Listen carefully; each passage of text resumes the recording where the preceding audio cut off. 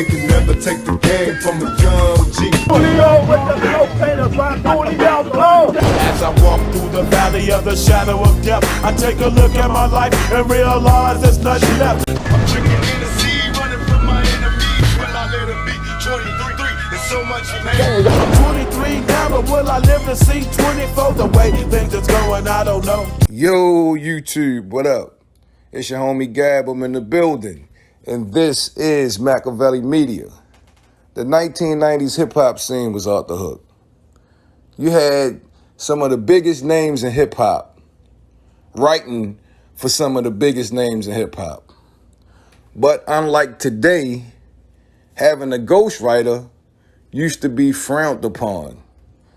You got artists like Drake, who the public willingly knows doesn't write his own material, or at least not all of it.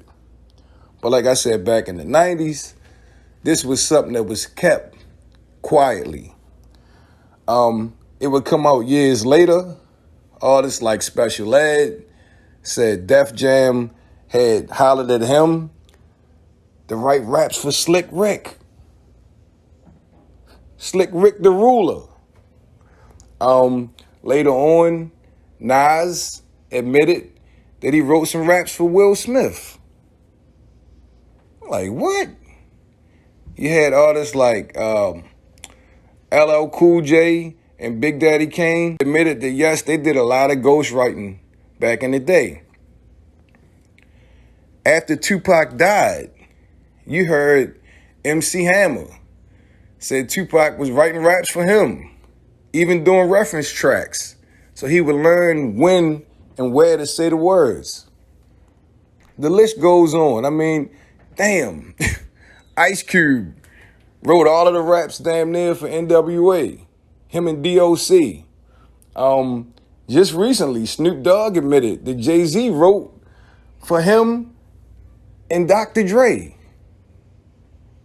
You know, Still Dre Day. So it wasn't a big secret, once again, that big name artists, or sometimes no name artists, wrote these hits for some of the more popular and more successful rappers.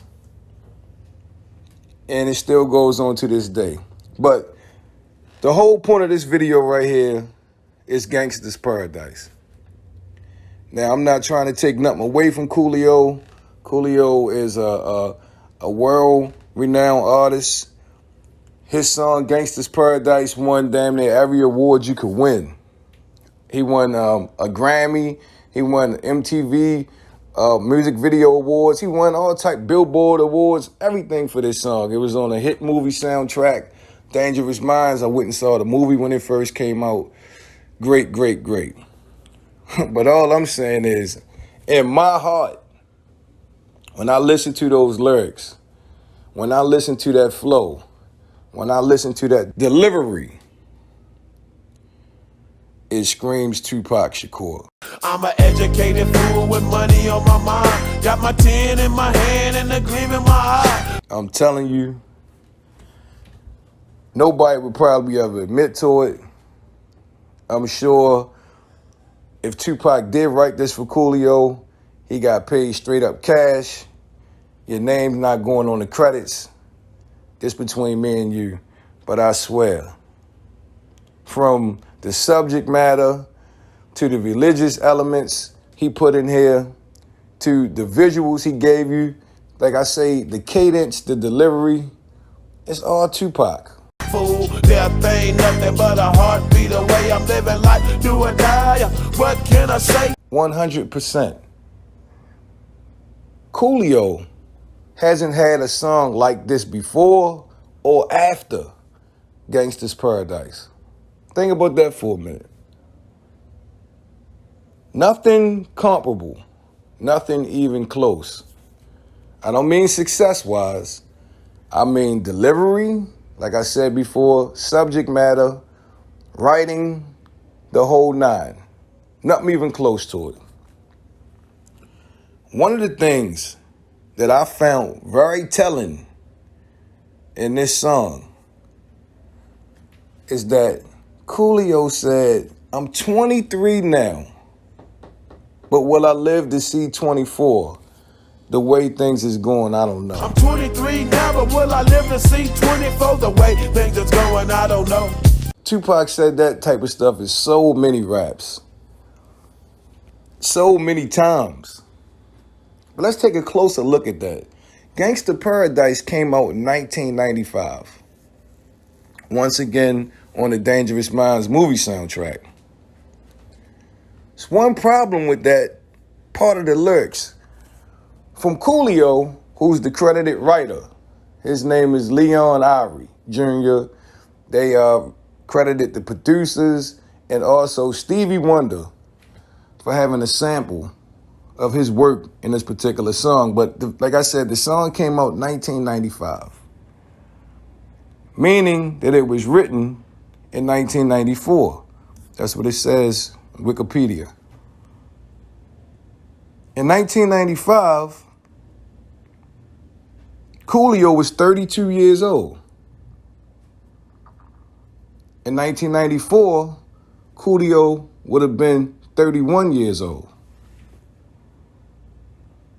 Tupac, on the other hand, who was hanging with Coolio at this time, in 1995, when Gangsters Paradise came out, Tupac was 24 years old. But at the time when the song was written, well, Tupac Shakur was 23 years old. Pac was 23. You know, Coolio said in an interview that him and Tupac was actually in the studio together and they recorded some work together, and the DJ, or should I say the producer, made a mistake and erased it. He erased the whole tape. Matter of fact, hold on, I think I'm getting my stories mixed up. He didn't make a mistake. I think he erased it because Tupac didn't pay him for the track or something.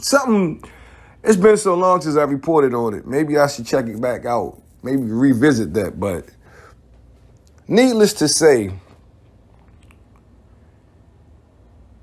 this could all be connected. And it probably is. We seen studio footage of Tupac and Thug Life in the studio with Coolio with Fat Five Freddy on MTV Jams. We saw that. Rated R. And some of Tupac's, Thug Life crew actually came from Coolio's camp. So Coolio and Pac was definitely hanging out. Coolio said he looked at Tupac like a little brother. He met Tupac when he was on Tommy Boy. I'm telling you, maybe I'm wrong. Coolio, maybe you just channeled your inner Tupac for this one song, but in my humble opinion, and it's very humble, but I believe without a shadow of a doubt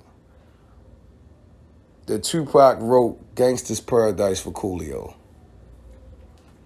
I said all of that just to say that. You don't have to agree with me, but if you are a fan of Tupac and you know his delivery, you know his writing style, you know his cadence, you know his subject matter, you know Pac shit when you hear it. It ain't no conspiracy. It's the truth. If you study Rakim, you know Rakim shit when you hear it. And in my opinion, this is definitely Tupac's work. Tell me what you guys think. Do you think Tupac could have wrote Gangsters Paradise for Coolio and they kept it on a low? Leave your thoughts in the comment section. Don't forget to sub to the channel. This is MAKAVELI Media. Turn on your post notifications so you'll be the first ones to get it when I drop that shit. I'm your homie Gab. It's been a pleasure as always. I'm signing off. I'm about to hit y'all with the peace.